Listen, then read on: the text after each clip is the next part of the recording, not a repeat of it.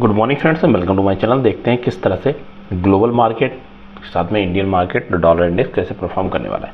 नए हैं तो जरूर लाइक एंड सब्सक्राइब करिए, बेल आइकन दबाना मत भूलिए। साथ में कोई रेगुलर अपडेट मिलती रहती है। यहाँ पे हम लर्निंग कंटेंट के विषय में देखते रहते हैं। टेलीग्राम चैनल से आप जुड़ सकते हैं, इसमें रेगुलर बेस से आपको अपडेट मिलती रहती है। यहाँ हमने कुछ कंडीशन देखा था लर्निंग पॉइंट ऑफ व्यू के लिए। जो डॉलर इंडेक्स है ये एक अच्छे मोमेंटम में फिलहाल के लिए बना है, लेकिन ये जोन का फॉर्मेशन जो उसने बना रखा है, इस जोन पे जाके दोबारा से फंसने की इसके चांसेस बनते हुए देखने को मिलेंगे। यहाँ आप देखोगे एक कैंडल का फॉर्मेशन होता है, उस कैंडल के बाद में जब यहाँ से ब्रेकआउट होता है तो एक अच्छा मूव हायर साइड की जाता है। जब ये हायर साइड की जाता है उस समय कमोडिटी सेगमेंट में एक गिरावट देखने को आपको मिलती है और थोड़ा सा डाउन साइड से भी कमोडिटी ने रिकवर किया है, स्पेशली फॉर सिल्वर ने। यहाँ पे कंडीशन अगर आप देख रहे हो तो एक रेंज जो बना रखी है इसने 100 के ऊपर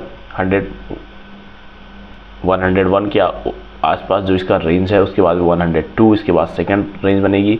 इनके से दोबारा से रेंज को ब्रेक करता है डाउन साइड के लिए तो एक पॉजिटिव सेंटीमेंट्स कमोडिटी सेगमेंट के लिए देखने को मिलेगा, गोल्ड और सिल्वर के लिए।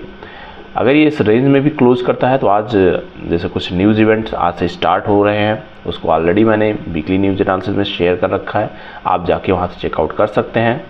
तो सेकेंड हाफ में हमें प्रोबेबिलिटी रहेगी एक अच्छे ट्रेंड के लिए। अगर आज ये पूरे दिन एक रेंज में ट्रेवल करता है, रेंज आपके लिए कितनी रह सकती है 101.1 से लेके 100.785 तक का ये रेंज अगर बनाता है, इसमें ट्रेवल करता है तो फिर हमें एक अच्छा मूव सेकेंड हाफ में देखने को मिलता है। लेकिन अगर उससे पहले ब्रेकडाउन या ब्रेकआउट कर जाता है तो उस केस में हम सेकेंड हाफ में फर्दर प्राइस पैटर्न के बेस में डिसाइड करेंगे क्या करने वाले हैं। तो यहाँ पे एक अच्छा मोमेंटम इसके लिए बना हुआ है। पॉसिबिलिटी है कि मार्केट इसको सस्टेन करेगा फर्स्ट हाफ में। न्यूज़ आने के बाद में कंडीशन डिपेंड करती है, डाउन साइड जाएगा हायर साइड में जाएगा। नेक्स्ट इसके बाद में अगर आप गोल्ड को देखते हैं तो gold already all time high के पास अप्रोच करता हुआ, इसने जो हाई लगाया है वो आप देखोगे लगभग 2689.5 का हाई है। इसके बाद में दोबारा से इसी रेंज में ट्रेवल कर रहा है। इनकेस कुछ ऐसी पॉसिबिलिटी बनती है जो इस जोन को ये दोबारा से डाउन साइड करने की कोशिश करता है तो सबसे पहले इसके लिए जो पुश मिलने वाला है, ये जो यहाँ से बेस का फॉर्मेशन हुआ था, यहाँ पे इसको एक सपोर्ट मिलेगा। उसके बाद में नेक्स्ट सपोर्ट इसके लिए डाउन साइड के लिए बनता हुआ देखने को मिलेगा। बीच में एक दोनों पॉइंट के बीच में जो गैप है, ये राइजिंग गैप अप है, तो इसमें एक सपोर्ट देखने को यहाँ मिल सकता है। तो ये आपके लिए एक अलर्ट लेवल है। नेक्स्ट इसके बाद में अगर गोल्ड की बात कर लेते हैं तो गोल्ड ऑलरेडी अच्छे मूवमेंट में चलता हुआ जा रहा है और पॉजिटिव सेंटीमेंट्स इसमें बने हुए हैं, ऐसा कोई नेगेटिव नहीं है। इसके लिए इम्पोर्टेंट क्या रहेगा, 75,000 के ऊपर कंटिन्यू बना हुआ है। अब इसके लिए इम्पोर्टेंट रेट रहेगी 75,285 250 का लेवल। इससे नीचे अगर नहीं ट्रेवल करता है तो बेटर रहेगा, इसमें अप एंड डाउन आपको पॉसिबिलिटी मिलती रहेगी। तो ये कंडीशन यहाँ भी इम्पोर्टेंट है।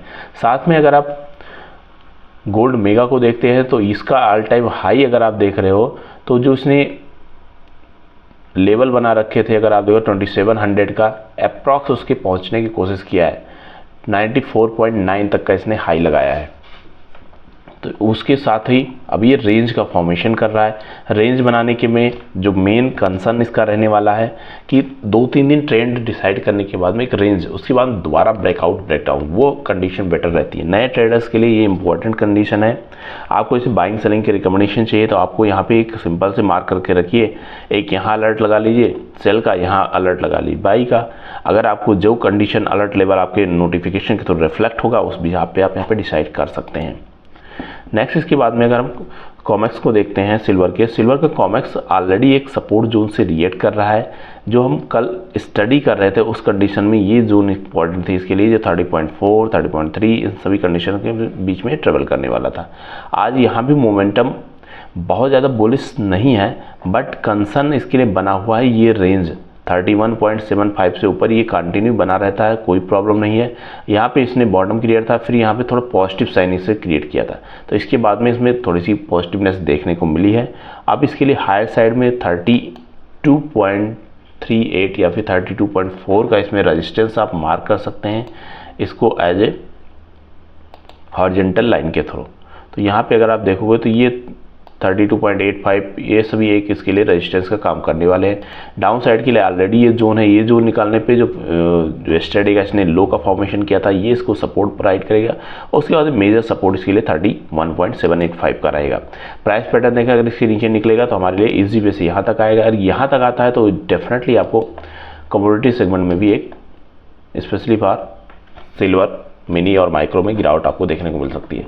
अब यहाँ पे फ्रेंड्स हमने जो रेंज और कंडीशन देख रखी थी, अगर इस दोनों कंडीशन को आप देखते हो तो फर्स्ट टाइम ब्रेकआउट के बाद में यहाँ आके से रुकता है, सेकेंड टाइम एक दिन में ये 2 बार यहाँ आ चुका है। अभी अगर ये थर्ड बार भी यहाँ आता है तो एक पॉसिबिलिटी बनेगी कि इसको ब्रेक करने की प्रोबेबल चांसेस बढ़ जाएंगे। आज की क्लोजिंग इसकी 91,900 के आसपास है, तो ये इंपॉर्टेंट सपोर्ट है, इसमें कोई डाउट नहीं है। बट ये अगर इसमें मल्टीपल टाइम हिट करता रहता है तो उस बेस से आपको प्राइस पैटर्न लोअर लो और हायर हाई का देखना पड़ेगा।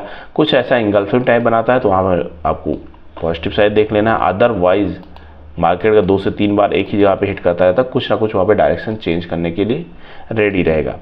और जो इवनिंग में डेटा आएगा वो भी एक इम्पोर्टेंट इसके लिए इनपुट दे सकता है। तो जब तक वो नहीं आता है मेजर चांसेस रहने वाले हैं कि इसी रेंज में ट्रेवल करेगा। हाईएस्ट पॉइंट निकालना नहीं है, लोएस्ट पॉइंट को भी निकालना, इसी बीच में इसको ट्रेवल करेगा, उतना बेटर मूव आपको देखने को मिलेगा।